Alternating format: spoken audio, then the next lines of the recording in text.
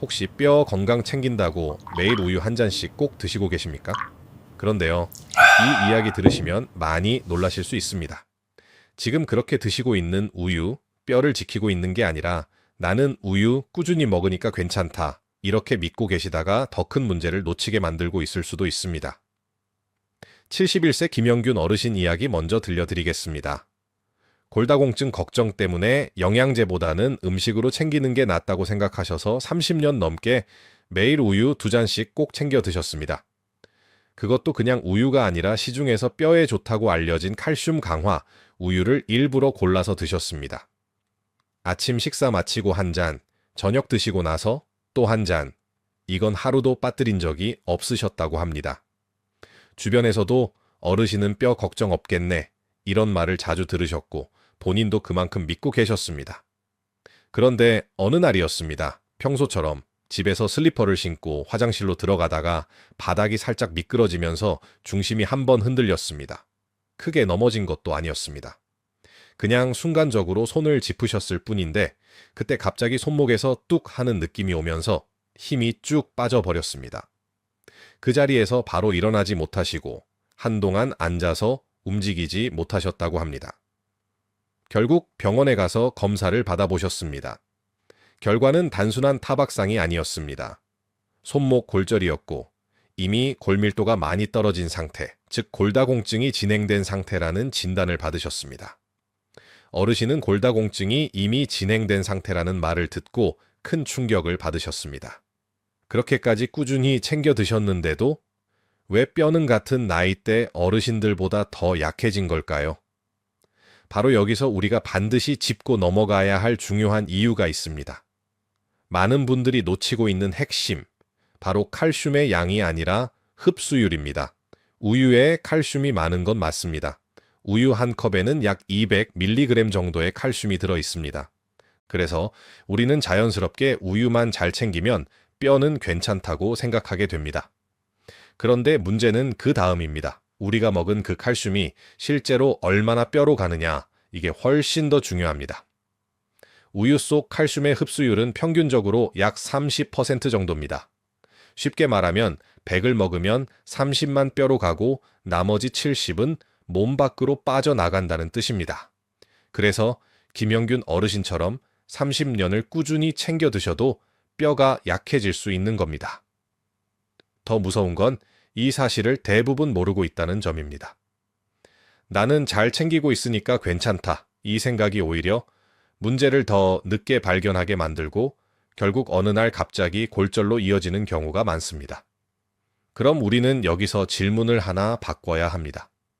칼슘이 많은 음식이 뭐냐가 아니라 먹은 칼슘이 제대로 뼈로 가는 음식이 뭐냐, 이걸 찾아야 합니다. 바로 이 차이가 뼈를 지키는 사람과 무너지는 사람을 갈라놓습니다.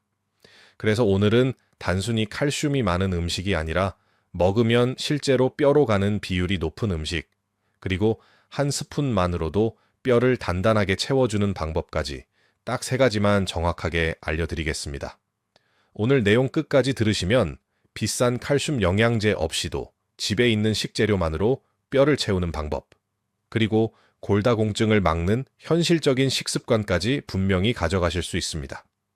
특히 60세 이상이시거나 요즘 계단 오를 때 무릎이 불편하다, 손목이나 허리가 예전 같지 않다 느끼시는 분이라면 오늘 내용 반드시 끝까지 보셔야 합니다. 이 이야기를 간견장에서 들으시고 실제로 식단을 바꾸신 김영균 어르신께서는 이후에 어떤 변화가 있었을까요? 어르신은 오늘 말씀드릴 3가지 음식을 중심으로 식단을 바꾸기 시작하셨습니다. 처음에는 반찬 하나 바꾸는 것도 어색하셨지만 하루하루 빠뜨리지 않고 꾸준히 실천하셨다고 합니다. 그렇게 약 3개월 정도가 지나고 나서부터 변화가 느껴지기 시작하셨습니다. 계단을 오를 때 무릎이 덜 시큰해지고 아침에 일어날 때 허리가 덜 뻣뻣해졌다고 말씀하셨습니다. 그리고 약 6개월 정도 꾸준히 이어가신 뒤 정기 검진을 받으셨는데 계속 떨어지던 골밀도 수치가 멈추고 일부는 소폭 올라간 변화를 확인하셨습니다. 이 변화는 특별한 약이나 비싼 보충제를 사용한 것이 아닙니다. 그저 매일 드시는 식탁에서 선택을 바꾼 결과입니다. 그래서 오늘 말씀드리는 내용이 더 중요합니다. 지금부터 알려드리는 세 가지는 단순히 좋은 음식이 아니라 먹은 칼슘이 실제로 뼈로 가게 만드는 방법입니다. 이 세 가지만 제대로 바꾸셔도 결과가 달라집니다. 혹시 지금까지 우유에만 의지하고 계셨다면 지금 이 순간이 바꾸셔야 할 타이밍입니다.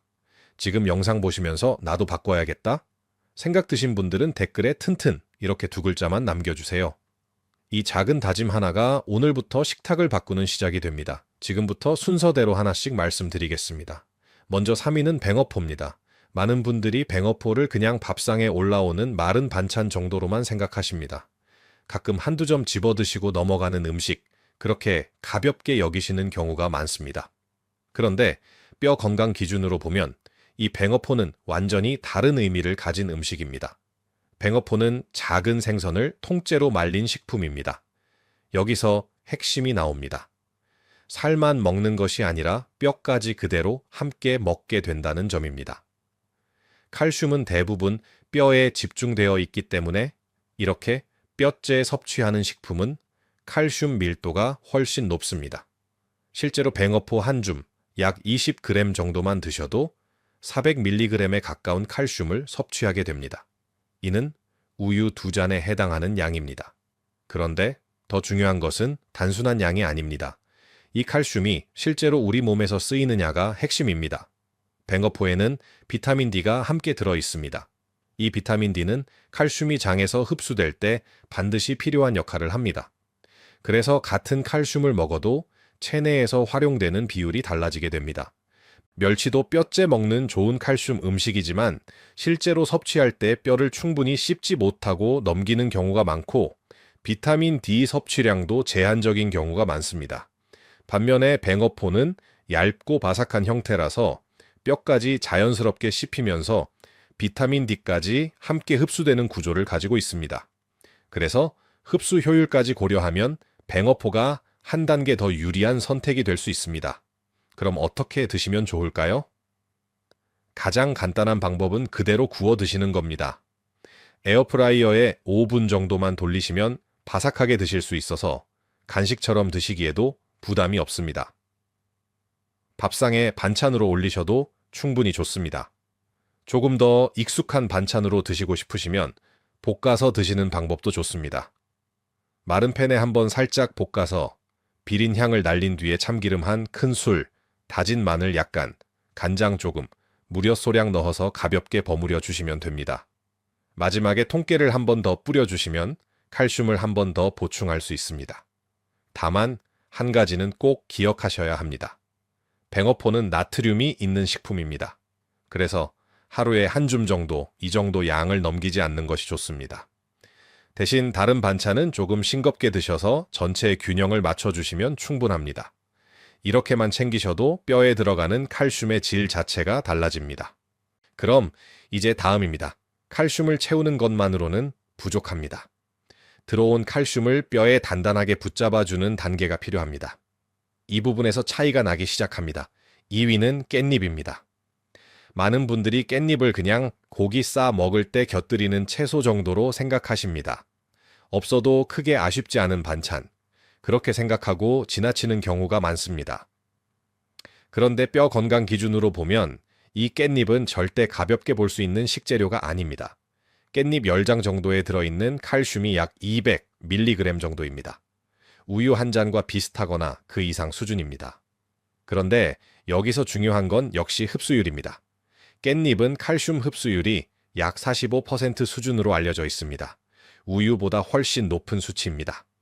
그래서 같은 양을 먹어도 결과 차이가 벌어집니다. 그 이유가 있습니다. 첫 번째는 옥살산이 거의 없다는 점입니다.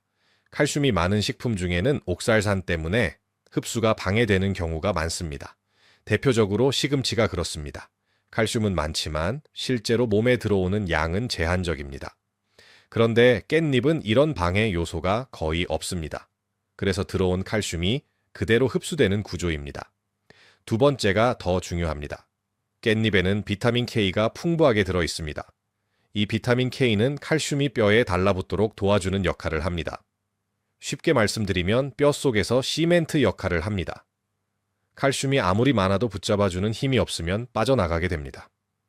그런데 깻잎은 그걸 붙잡아주는 역할까지 같이 해주는 겁니다. 그래서 깻잎은 단순히 칼슘을 공급하는 음식이 아니라 들어온 칼슘을 뼈에 고정시키는 음식이라고 보시면 됩니다. 그럼 어떻게 드시면 좋을까요? 하루에 10장에서 15장 정도면 충분합니다. 한 끼에 5장씩 나눠 드셔도 부담 없습니다. 생으로 쌈을 싸 드셔도 좋고 장아찌로 드셔도 괜찮습니다. 하지만 뼈 건강 기준으로 가장 효과적인 방법은 깻잎 무침입니다. 깻잎을 돌돌 말아서 가늘게 썬 다음 간장 한 큰술, 다진 마늘, 고춧가루 약간 넣고 버무려 주시면 됩니다. 여기에 통깨 한 큰술을 꼭 넣어 주셔야 합니다. 마지막에 참기름을 살짝 둘러주시면 완성입니다.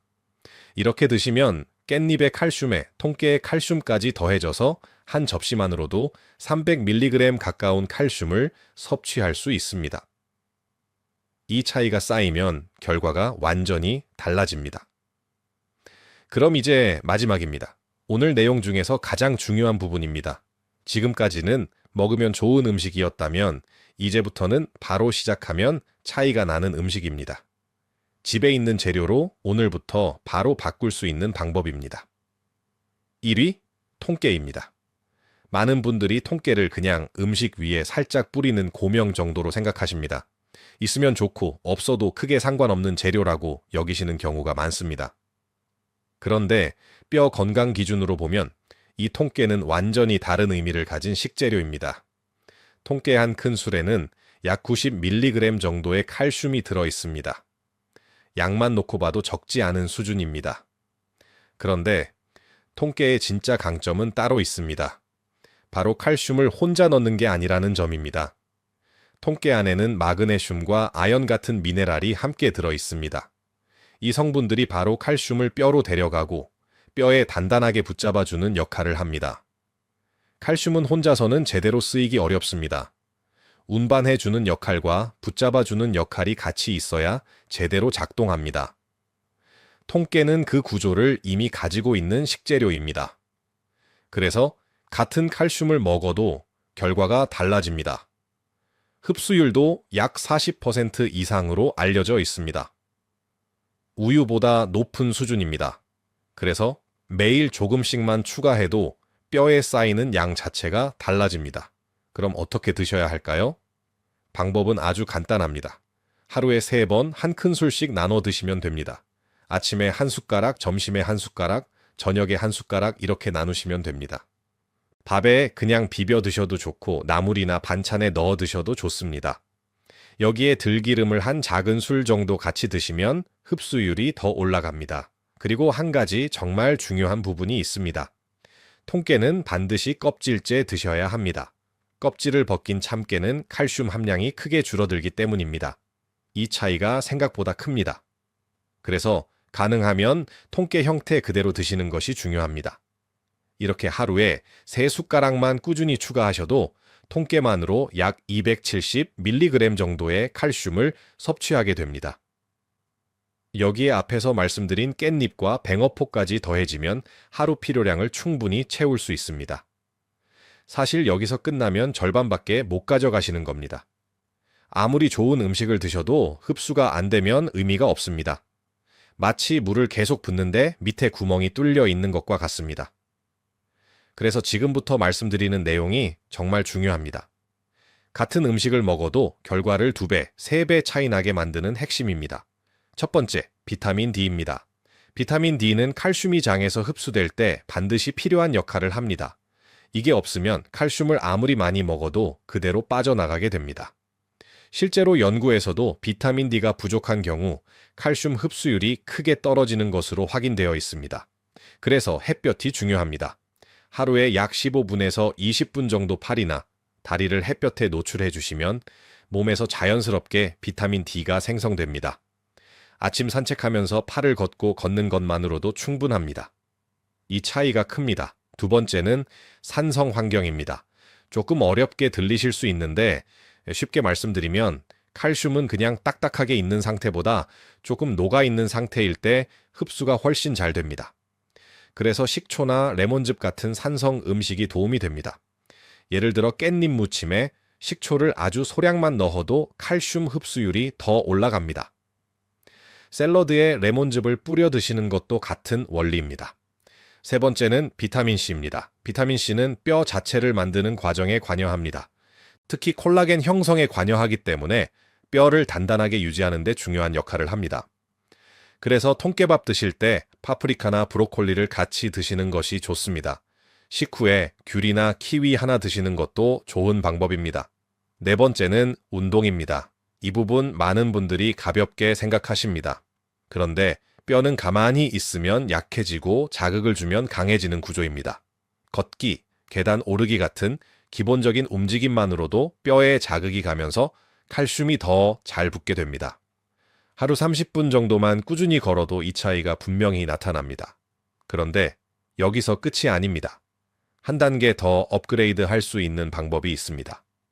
많은 분들이 무심코 지나치고 계시지만 이걸 모르고 계시면 아무리 좋은 음식을 챙겨 드셔도 효과를 제대로 보지 못하게 됩니다. 바로 우리 몸에서 칼슘을 계속 빼앗아가는 아주 중요한 생활 습관입니다. 이 부분을 놓치면 채워도 빠지고 채워도 남지 않는 상태가 반복됩니다. 첫 번째는 짠 음식입니다. 특히 국물 요리, 찌개, 라면 자주 드시는 분들 이 부분 꼭 조심하셔야 합니다. 나트륨을 많이 섭취하면 몸에서 배출할 때 칼슘을 같이 끌고 나갑니다. 쉽게 말씀드리면 애써 드신 칼슘을 그대로 버리는 구조가 됩니다. 그래서 국물까지 다 드시는 습관이 있다면 오늘부터는 건더기 위주로 드시는 걸로 바꾸셔야 합니다. 이거 하나만 바꿔도 몸에 남는 칼슘 양이 달라집니다. 두 번째는 커피입니다. 커피를 완전히 끊으실 필요는 없습니다. 하지만 하루에 3잔, 4잔 습관적으로 계속 드시는 경우라면 이야기가 달라집니다. 카페인은 칼슘이 소변으로 빠져나가는 양을 늘립니다. 그래서 본인은 잘 챙겨 먹고 있다고 생각하지만 실제로는 계속 빠지고 있는 상태가 되는 겁니다. 하루 한두 잔 정도로만 조절하셔도 차이가 분명히 생깁니다. 세 번째는 탄산음료입니다. 콜라나 사이다 같은 음료에 들어있는 인 성분은 칼슘 흡수를 방해하는 대표적인 요소입니다. 이건 단순히 빠져나가는 수준이 아니라 아예 흡수 자체를 막아버리는 역할을 합니다. 그래서 뼈 건강을 생각하신다면 이 부분은 확실하게 줄이셔야 합니다. 이 3가지만 줄이셔도 지금까지 말씀드린 음식 효과가 훨씬 크게 올라갑니다. 같은 식사를 해도 결과가 달라지는 이유가 바로 여기 있습니다. 여기까지가 핵심입니다. 한번 정리해 보겠습니다. 우유만으로는 부족합니다. 칼슘은 많이 먹는 것보다 얼마나 몸에 남느냐가 더 중요합니다. 뱅거포로 채우고 깻잎으로 붙잡고 통깨로 완성하시면 됩니다.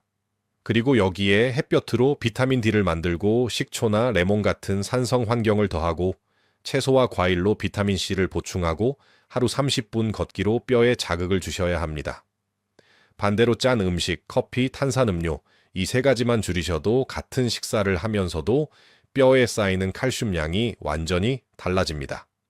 자, 그럼 김형균 어르신은 하루 루틴을 어떻게 실천하고 계신지 하루 일과표를 공개하겠습니다. 그대로 따라하셔도 좋습니다.